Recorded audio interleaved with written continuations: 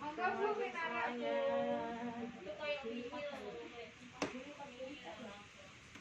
Alhamdulillah sampai di vouchernya juga akhirnya. Terima kasih. Bagaimana Bu perjalanannya tadi? Oh, luar biasa. Begini Bu Astuti, mohon perkenanan dari Ibu untuk memberikan sedikit wawasan kagum ibu-ibu di PAUD Ceria ini mengenai pembelajaran di rumah, karena ini Bu banyak ibu-ibu itu yang mengeluh karena anak-anaknya itu merengek-rengek pengen sekolah, padahal keadaan tidak semakin membaik, semakin keadaan di Madiun ini semakin hari semakin bertambah. Makanya saya mohon untuk memberikan pengertian kepada mama ini bagaimana baiknya tentang pembelajaran jarak jauh. Kita juga tidak tahu kan kapan pandemi ini segera berakhir. Jadi untuk memberikan pencerahan gitu ya Mas ya kepada mama yang ada di sini. Monggo Mas, mungkin untuk menyingkat waktu. Mama siap-siap semua aja. Iya. Assalamualaikum warahmatullahi wabarakatuh.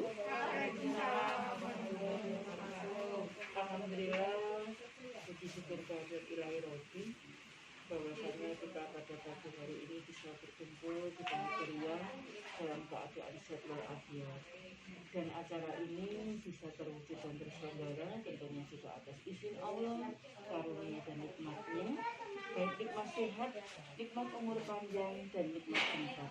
Untuk itu mari kita syukuri bersama dengan membaca hamdalah. Alhamdulillahirabbil alamin. Selawat serta salam senantiasa tercurahkan kepada junjungan Nabi Agung Muhammad Sallallahu Alaihi Wasallam yang syafaatnya selalu kita nantikan di hari yaumul kiamah nanti. Amin. Mama-mama, saya mendapat amanah dari PAUD Ceria lewat Bu Lestari untuk menyampaikan ke panjenengan semua bagaimana itu dengan BDR. Ya, alhamdulillah. Saya dalam perjalanan tadi sebenarnya juga sudah ketir-ketir ya, melalui rapid test juga, jadi jangan khawatir, saya bisa hadir di tengah-tengah panjenengan ini, saya sehat ya, karena saya sudah rapid ya, jadi panjenengan tidak usah takut dengan kondisi seperti ini ya. Nah, sebenarnya kita semua tidak menghendaki BDR ini, belajar dari rumah, karena kondisi yang tidak memungkinkan dan belum tahu kapan selesainya.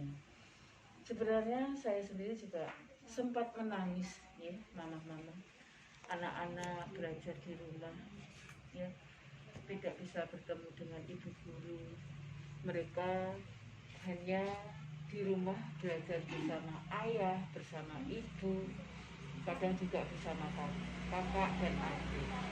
Nah, di sini dengan belajar di rumah ini memang banyak sekali kendalanya, suka dukanya luar biasa.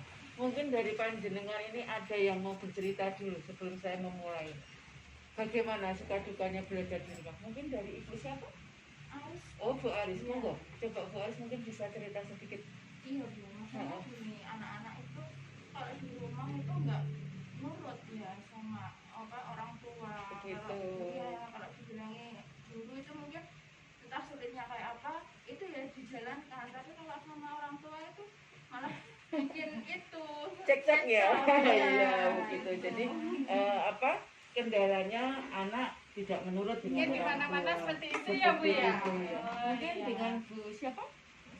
Bu Aziza, mungkin apa kendalanya putra-putrinya belajar di rumah ini? Ya intinya sama dengan Bu Aris tadi, ya. Anak-anak itu juga manutnya sama bu guru. Oh gitu. Ketika orang tua mau ngomong ini, kalau gurunya udah bilangnya begini, nggak mau yang diikuti hanya Bu Guru. Sedangkan itu kan sama sebetulnya. Iya. gitu. Begitu. Jadi, anak-anak kan kalau di rumah Lebih kita condong ke kan- Bu Guru ya, Iya. begitu.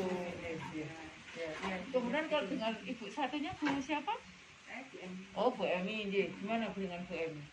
Kalau saya ya saya mohon maaf, saya kan bekerja jualan, jadi ya saya mohon maaf kadang itu mau pulang itu udah capek mau ngajari anak saya ya tugasnya dari sekolahan itu ya kadang itu saya ya sehari nggak ngerjakan ya kadang ngerjakan ya saya minta maaf Oh, gitu. itu jadi kendala saya di itu tolong bukunya jangan kasih tugas yang susah-susah.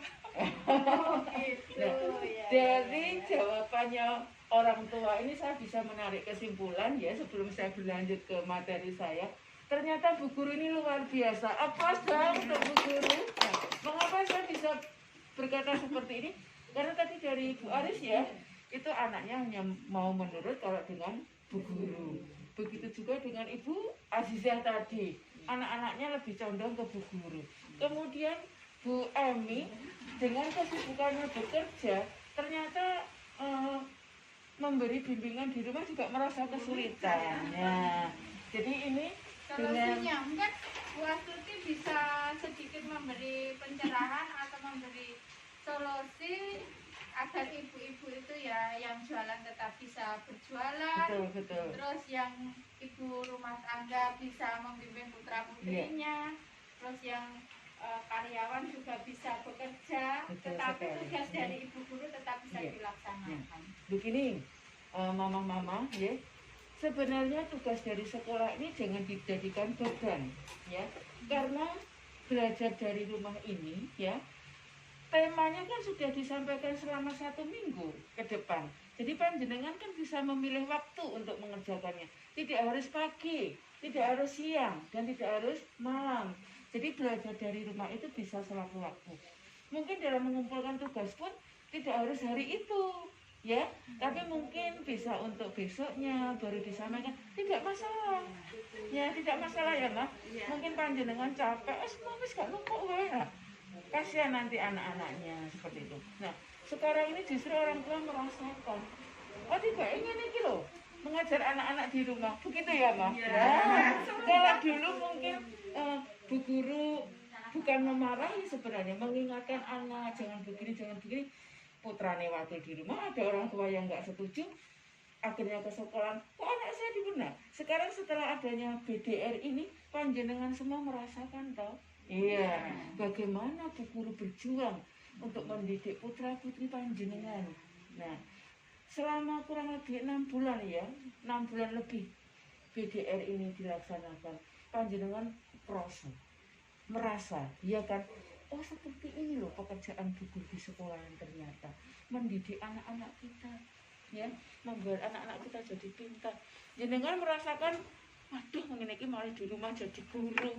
Aku yang biasanya bekerja harus bimbing anak di rumah, begitu enggak? Iya. Nah, jadi saya juga mohon nanti Bu Tari, mungkin di sekolahan juga sudah diterapkan, mungkin pemberian pembelajarannya lewat RPPM itu. Jadi mama-mama saya ulangi sekali lagi, jadi kalau tugas dari sekolah itu tidak harus dikerjakan hari itu juga. Monggo panjenengan waktunya yang longgar bagaimana agar semuanya bisa berjalan lancar. Terus kalau panjenengan memberikan tugas yang dari sekolah lewat sekolah itu, misalkan anak-anak melakukan doa, sholat, itu bapak ibunya juga harus ikut. Tidak hanya perintah saja kepada anak, Mas, ayo ngerjakan sholat, tapi ibunya malah mainan HP. Kira-kira bagaimana? Anak menurut tidak? Tidak. Karena melihat orang tuanya mainan HP, kok putra-putrinya disuruh sholat. Jadi di sini, kalau panjenengan mengajari putra-putri di rumah, paling tidak panjenengan juga ikut berperan di dalamnya. Ya. Kemudian mungkin dalam hal berbicara pun, panjenengan juga bisa mengkondisikan. Jangan sampai berkata kasar dan sebagainya. Itu anak akan selalu merekam apa yang disampaikan orang tua di rumah. Begitu juga di sekolahan, ya.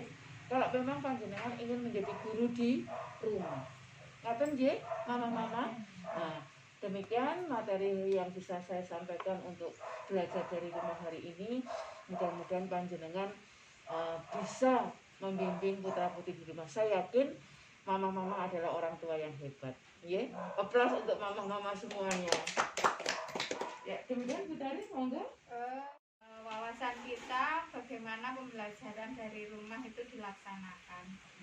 Ya. Kami sebagai moderator menyimpulkan bahwasannya pembelajaran dari rumah itu bisa dilaksanakan kapan saja, tidak dibatasi waktu kapan dikerjakan. Jadi penjenengan yang jualan, yang bekerja, atau mungkin putra-putrinya itu yang sekolah lebih dari satu bisa melaksanakan atau mengirimkan tugas-tugasnya. Terima kasih Bu Astuti.